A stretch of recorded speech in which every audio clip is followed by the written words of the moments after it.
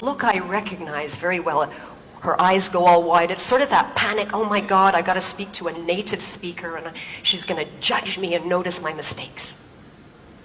I go up to her and I explain my situation, which omega do I get? And she starts explaining to me everything about DHA and EPA you could possibly imagine.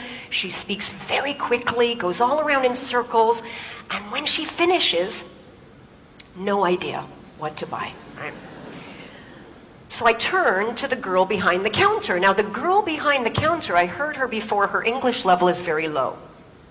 But when I walk over to her, this girl, there's no fear. In fact, she's just looking at me. You know that look? Like, yeah, okay, so how? Right.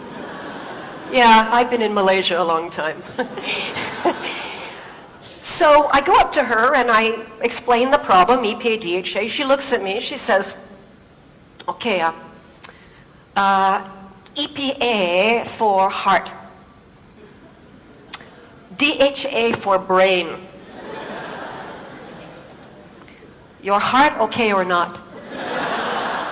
So I said, I said my heart is really, I think it's pretty good. She says, your brain okay or not? I said, yeah, no. No, my brain is not as good as it used to be. She looked, she said, okay la, you take omega DHA, can? Problem solved, right? So we've got two different kinds of communicators. We've got the one who's got a high level, but totally focused on herself and getting it right, and therefore very ineffective.